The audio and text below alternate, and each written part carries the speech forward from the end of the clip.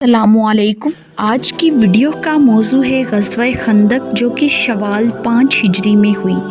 بنو نذیر جو جلا وطن ہو کر خیبر چلے گئے تھے اور اپنی خباثتوں اور سازشوں سے باز آنے والے نہیں تھے، چنانچہ خیبر سے بنو نذیر کے تقریباً 20 سردار جن میں ہی بن اخطب، سلام بن الحقیق، سلام بن مشکم، کنانہ بن الربیع سر فہرست ہیں، مکہ پہنچے اور قریش کو رسول اللہ صلی اللہ علیہ وآلہ وسلم کے خلاف جنگ کرنے کے لیے آمادہ کیا اور اس میں ہر طرح سے قریش کا ساتھ دینے کے لیے قول و قرار کیے۔ اس کے بعد یہ وفد بنو غطفان کے پاس پہنچا اور اسے بھی آپ صلی اللہ علیہ وآلہ وسلم کے خلاف جنگ کرنے پر آمادہ کیا۔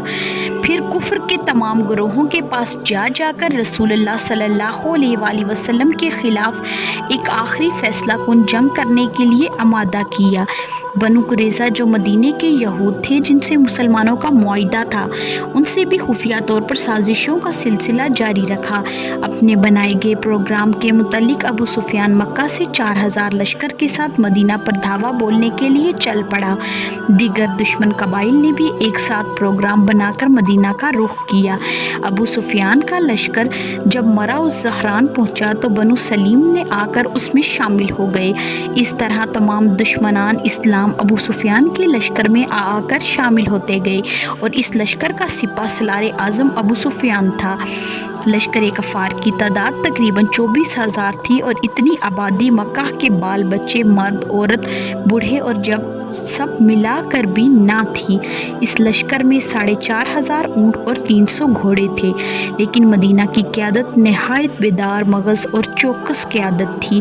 چنانچہ مدینے کے ذرائع اطلاعات نے جب رسول اللہ صلی اللہ علیہ وآلہ وسلم کو اس کی خبر دی، رسول اللہ صلی اللہ علیہ وآلہ وسلم نے فوراً ہائی کمان کی مجلس شورا منعقد کی اور دفاعی منصوبے پر صلاح و مشورہ کر کے کافی غور و فکر کے بعد سلمان فارسی رضی اللہ تعالیٰ عنہ کی تجویز متفقہ طور پر منظور کی۔ تجویز سلمان فارسی رضی اللہ تعالیٰ عنہ نے ان لفظوں میں پیش کی تھی کہ اللہ کے رسول صلی اللہ علیہ وآلہ وسلم، فارس میں ہمارا جب محاصرہ کیا جاتا تھا تو ہم اپنے گرد خندق کھود لیتے تھے۔ یہ تجویز بڑی حکمت پر مبنی تھی اور اہل عرب اس سے واقف نہ تھے۔ آپ صلی اللہ علیہ وآلہ وسلم نے اس تجویز پر فوراً عمل شروع کرنے کے لیے ہر 10 آدمی کو 40 ہاتھ خندق کھودنے کا کام سونپ دیا۔ مسلمانوں نے پوری محنت کے ساتھ خندق کھودنے کا کام شروع کر دیا، جس میں رسول اللہ صلی اللہ علیہ وآلہ وسلم بنفس نفیس خود خندق کھودتے تھے۔ ایک طرف پہاڑیاں تھیں اور ایک طرف مدینہ منورہ کے مکانات کی دیواریں فصیل کی قائم مقامی کر رہی تھیں۔ جو سمت کھلی ہوئی تھی اور جس طرف سے دشمن کا حملہ ہو سکتا تھا اس طرف خندق کی کھدائی کا کام شروع کر دیا گیا۔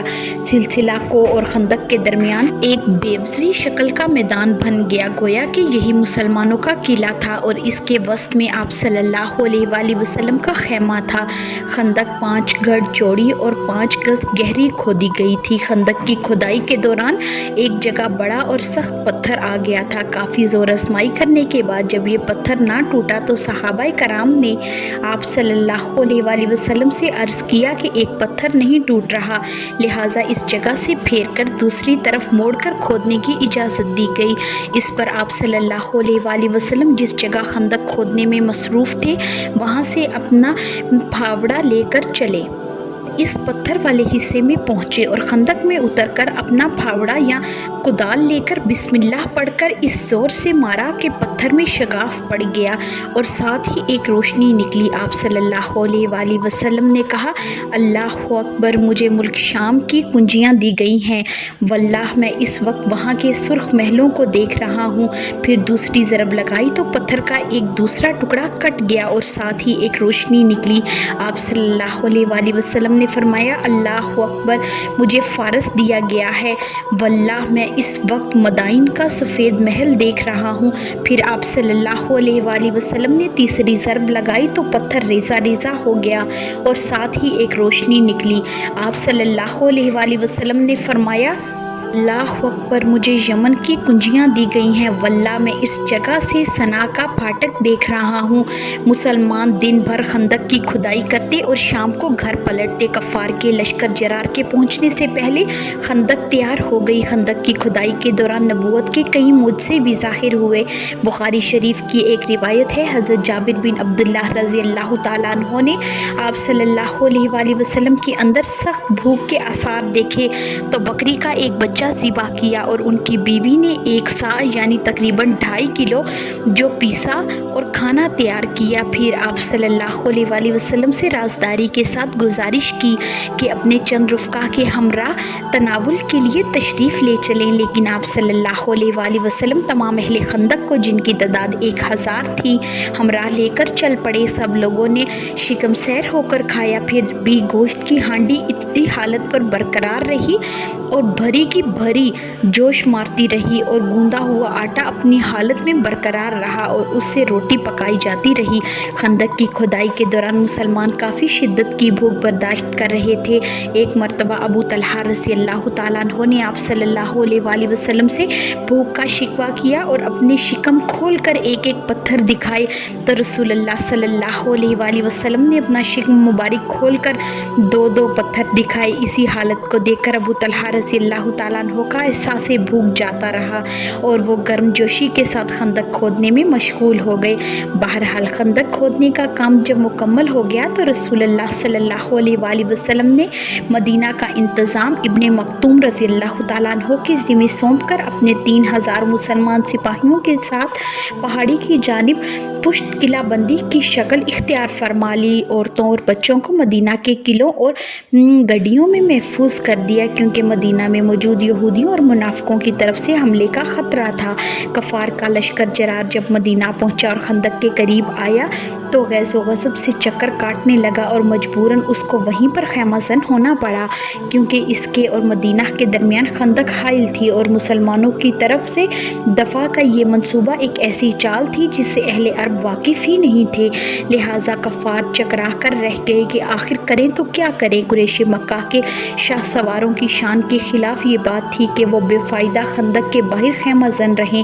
इसलिए एक रोज़ उमरुह बिन अब्दूद, अकरमा बिन अबी जहल और ज़रार बिन खिताब वगैरह एक तंग मुकाम से खंदक पार करके अपने अपने घोड़े पर खंदक का चक्कर काटने लगे तो हज़रत अली करमुल्लाह वजह चंद मुसलमानों के साथ निकले और जिस मुकाम से वो अंदर दाखिल हुए थे उसे अपने कब्ज़े में कर लिया। इस पर उमरुह बिन अब्दूद ने हज़रत अली रज़ी अल्लाह तआला अन्हु को मुबाज़रत के लिए दावत दी। अली रज़ी अल्लाह तआला अन्हु मुकाबले के लिए आए और उमरुह को कत्ल कर दिए जबकि बाकी मुशरिकीन भाग पड़े। यहाँ के अकरमा बिन अबी जहल भागते वक्त अपना नेज़ा भी छोड़कर भागा। इसके बाद मुशरिकीन ने कई रोज़ खंदक को पाटने की कोशिश की जिससे रास्ता बन सके, लेकिन मुसलमानों ने उन पर तीरों की बारिश करके उन्हें खंदक के दूर ही रखा जिससे रसूलुल्लाह सल्लल्लाहु अलैहि वसल्लम और सहाबाए कराम की कई नमाजें फौत हो गईं। कफ़ार और मुसलमानों के दरमियान नेज़ाबाजी में चंद अफराद जिनमें 6 मुसलमान और 10 मुशरिक मारे गए। इनमें 1-2 आदमी को तलवार से कत्ल किया गया। तीरंदाजी के ही दौरान हबाब बिन अरकमा नामी कुरैश मुशरिक का तीर हज़रत साद बिन मुआज़ रज़ी अल्लाह तआला अन्हु को लगा जिससे उनके बाजू की बड़ी रग कट गई। हज़रत साद रज़ी अल्लाह तआला अन्हु ने ज़ख्मी होने के बाद अल्लाह पाक से दुआ की कि ऐ अल्लाह, तू जानता है जिस कौम ने तेरे रसूल सल्लल्लाहु अलैहि वसल्लम को झुटलाया और उन्हें निकाल बाहर किया, उनसे जिहाद करना मुझे जिस कदर महबूब है उतना किसी और कौम से नहीं है। ऐ अल्लाह, मैं समझता हूँ कि तूने उनकी और हमारी जंग को आखिरी मरहले में पहुँचा दिया है। बस अगर कुरैश की जंग कुछ बाकी रह गई हो तो मुझे उनके लिए बाकी रख ताकि मैं उनसे तेरी राह में जहाद करूं, और अगर तूने लड़ाई ख़त्म कर दी है तो इसी ज़ख्म को जारी करके इसे मेरी मौत का सबब बना दे। इस बात को सही बुखारी से माखूज़ किया गया है और दुआ का आखिरी जुमला ये था, लेकिन मुझे मौत ना दे यहाँ तक कि बनु कुरैज़ा के मामले में मेरी आंखों को ठंडक हासिल हो जाए।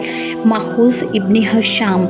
اس طرح مسلمان جنگ خندق میں مصروف رہے تھے۔ دوسری طرف بنو نذیر کا سردار ہی بن اخطب مدینہ کے یہودی قبائل بنو قریظہ کے پاس پہنچا اور مسلمانوں کے خلاف مشرکین کے ساتھ مل کر جنگ کرنے کے لیے بنو قریظہ کے سردار کعب بن اسید کرزی کو آمادہ کر لیا۔ بنو قریظہ مسلمانوں سے کیے گئے عہد و پیمان توڑ کر مشرکین کے ساتھ شامل ہو گئی۔ یہ گھڑی مسلمانوں کے لیے بہت کٹھن تھی، کیونکہ مسلمانوں کی عورتیں اور بچے بغیر حفاظت کے مدینے میں تھے اور بنو قریظہ کے بہت قریب تھے، جس سے حالات خطرناک ہو گئے۔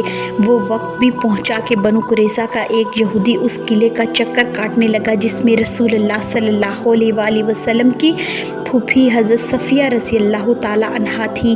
جب صفیہ رضی اللہ تعالی عنہا نے اس یہودی کو تو ستون کی ایک لکڑی سے اسے مار مار کر ہلاک کر دیا، اس کا اثر یہودیوں پر یہ پڑا کہ وہ سمجھنے لگے کہ مسلمانوں کے قلعوں اور گڑھوں میں مسلمانوں کی حفاظتی لشکر موجود ہے۔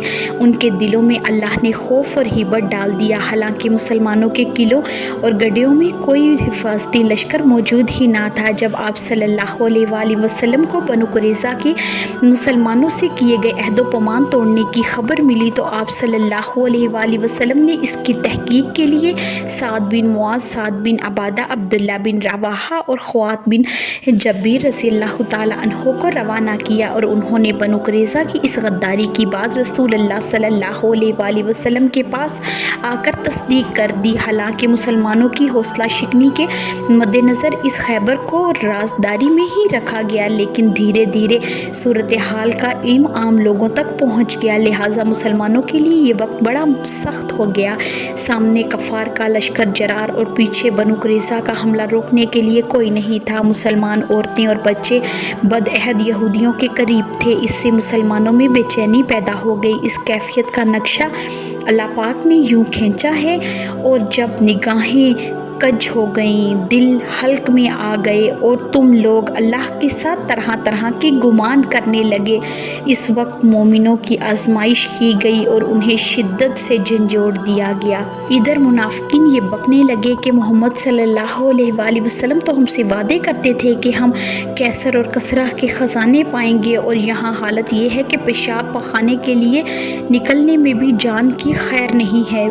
رسول اللہ صلی اللہ علیہ وآلہ وسلم کے سامنے جب یہ حالات آئے اور آپ صلی اللہ علیہ وآلہ وسلم جب بنو قریظہ کی بدعہدی کی خبر سنی تو اپنا چہرہ اور سر ڈھک کر چت لیٹ گئے۔ اسی کیفیت کو دیکھ کر مسلمان حیران ہو گئے، لیکن تھوڑی ہی دیر بعد آپ صلی اللہ علیہ وآلہ وسلم اللہ اکبر کہتے ہوئے کھڑے ہوئے اور ارشاد فرمایا کہ مسلمانوں، اللہ کی مدد اور فتح کی خوشخبری سن لو۔ اس کے بعد آگے آنے والے حالات سے نپٹنے کا پروگرام آپ صلی اللہ علیہ وآلہ وسلم نے بنایا اور مدینہ کی حفاظت کے لیے کچھ مسلمانوں کے دستے بھیجے۔ آپ صلی اللہ علیہ وآلہ وسلم نے ایک تجویز مسلمانوں کے سامنے رکھی کہ قریش مکہ کی طاقت کمزور کرنے کے لیے مدینہ کی 1/3 پیداوار قبیلہ بنو غطفان کے دونوں سردار عنینہ بن حسن اور حارث بن عوف کو دے کر صلح کر لی جائے، لیکن مسلمانوں نے دب کر صلح کرنے سے صاف انکار کر دیا، اور سعد بن معاذ اور سعد بن عبادہ رضی اللہ تعالیٰ عنہ نے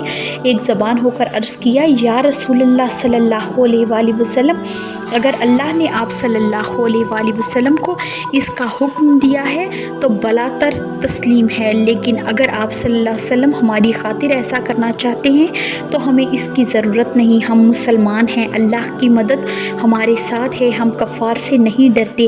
آپ صلی اللہ علیہ وآلہ وسلم نے کہا کہ چونکہ سارا عرب تمہاری دشمنی پر آ گیا ہے، اس لیے محض تمہاری خاطر میں نے یہ تجویز رکھی تھی۔ کل کی ویڈیو میں ہم غزوہ خندق کے بقیہ حالات و واقعات کے بارے میں بات کریں گے۔ ویڈیو کو اینڈ تک دیکھنے کا بہت شکریہ۔ اگر آپ کو آج کی ویڈیو پسند آئی ہو تو لائک، شیئر، کمنٹ اور سبسکرائب ضرور کریں اور گھنٹی کے نشان کو دبائیں تاکہ آپ کو آنے والی ویڈیوز کے نوٹیفیکیشن بر وقت ملے۔